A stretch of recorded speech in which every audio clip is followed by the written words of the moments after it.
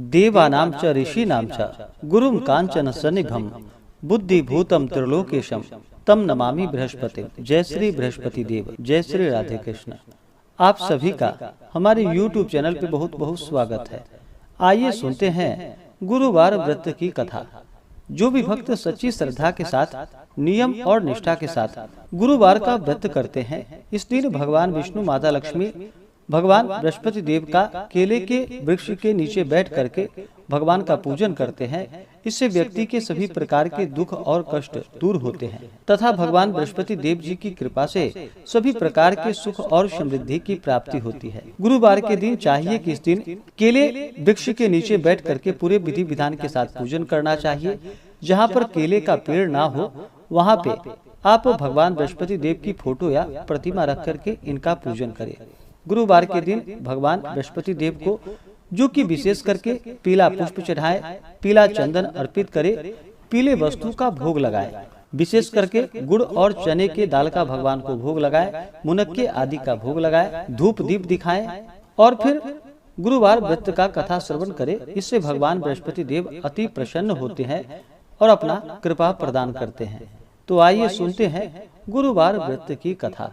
तो बोलिए प्रेम से भगवान बृहस्पति देव की जय, भगवान विष्णु की जय, माता लक्ष्मी की जय। प्राचीन काल में एक बहुत ही निर्धन ब्राह्मण था। उसके कोई संतान ना थी।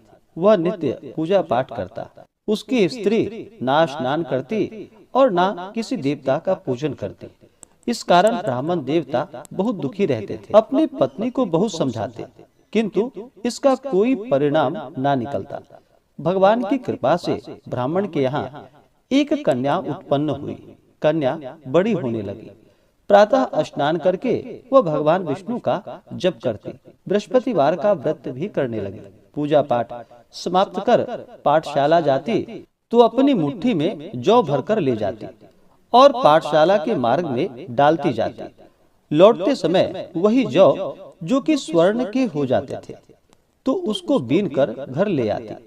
एक दिन वह बालिका सूप में उन सोने के जौ को फटक कर साफ कर रही थी कि तभी उसकी माँ ने देख लिया और कहा कि हे बेटी, सोने के जौ को फटकने के लिए सोने का सूप भी तो होना चाहिए।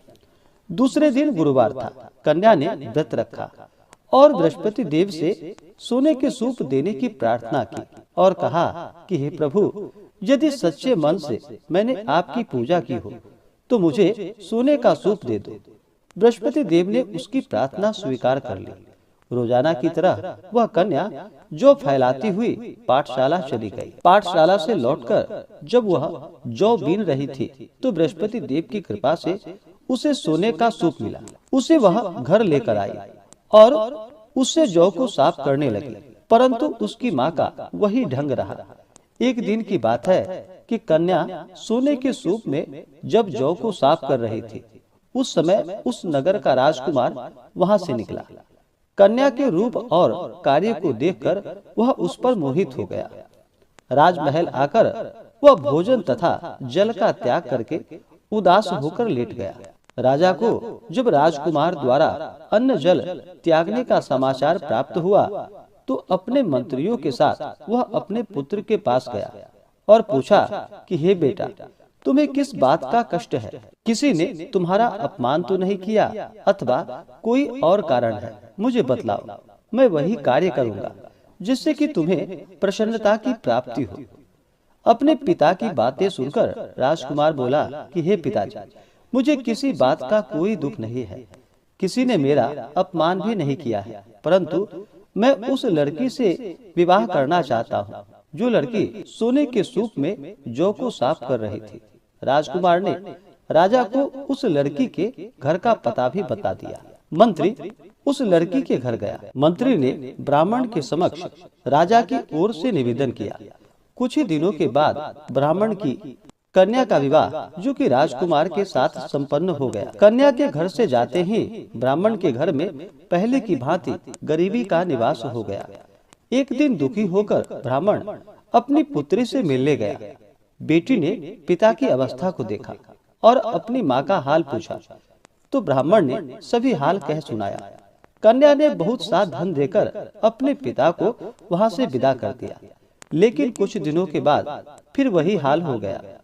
ब्राह्मण फिर अपनी कन्या के यहाँ गया और सभी हाल कहा तो पुत्री बोली कि हे पिताजी, आप माता जी को यहाँ लेकर आओ, मैं उन्हें यह विधि बता दूंगी जिससे कि गरीबी दूर हो जाए। ब्राह्मण देवता अपनी स्त्री को साथ लेकर अपनी पुत्री के पास राजमहल पहुँचे तो पुत्री अपनी माँ को समझाने लगी कि हे माँ, तुम प्रातः काल स्नान करके विष्णु भगवान का पूजा करो और बृहस्पतिवार का व्रत करो तो तुम्हारी सब दरिद्रता दूर हो जाएगी।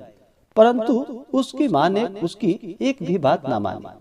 वह प्रातः काल उठकर अपनी पुत्री के बच्चों का जूठन को खा लेती थी। एक दिन उसकी पुत्री को बहुत गुस्सा आया। उसने अपनी माँ को एक कोठरी में बंद कर दिया और प्रातः काल उसे स्नान आदि करा करके पूजा पाठ करवाया तो उसकी माँ की बुद्धि ठीक हो गई। इसके बाद वह नियम पूर्वक प्रत्येक दिन पूजा पाठ करने लगी और प्रत्येक बृहस्पतिवार को व्रत भी करने लगी। इस व्रत के प्रभाव से उसे सभी प्रकार के सुख और समृद्धि की प्राप्ति हुई और मृत्यु के बाद वह स्वर्ग को गई। वह ब्राह्मण भी सुखपूर्वक इस लोक का सुख भोग कर स्वर्ग को प्राप्त हुआ। बृहस्पति देव सभी कामनाएं पूर्ण करते हैं जो सद्भावना पूर्वक बृहस्पतिवार का व्रत करते हैं, कथा पढ़ते हैं एवं सुनते हैं या दूसरों को सुनाते हैं। भगवान बृहस्पति देव उनकी सभी मनोकामनाएं पूर्ण कर देते हैं और उनकी सदैव रक्षा करते हैं। जो संसार में सद्भावना से गुरुदेव का पूजन एवं व्रत सच्चे हृदय से करते हैं, उनकी सभी मनोकामनाएं वैसे ही पूर्ण होती है जैसे कि उस ब्राह्मणी की सभी मनोकामनाएं पूर्ण हुई।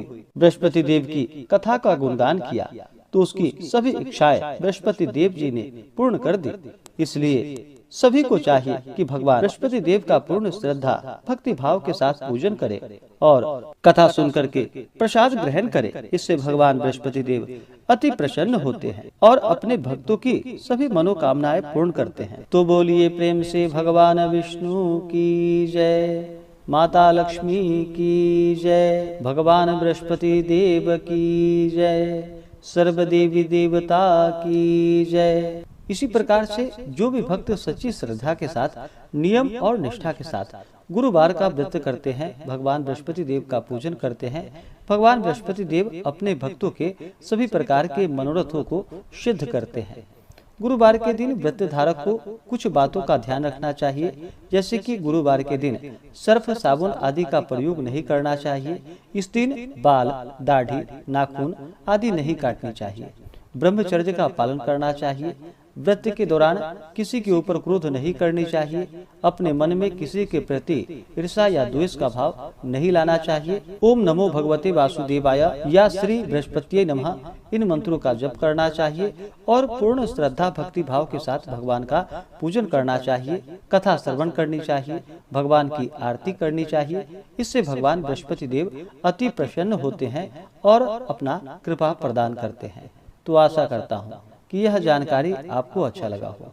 ऐसे ही ज्ञानवर्धक जानकारियाँ प्राप्त करने के लिए हमारे इस चैनल पे अगर आप नए हैं तो चैनल को लाल बटन दबा करके सब्सक्राइब करें, साथ में बेल आइकन घंटी को दबाएं ताकि मेरे वीडियो का नोटिफिकेशन आपको समय से मिलता रहे। वीडियो को लाइक करें, शेयर करें। सुखी रहें और स्वस्थ रहें। जय श्री राधे कृष्ण। धन्यवाद।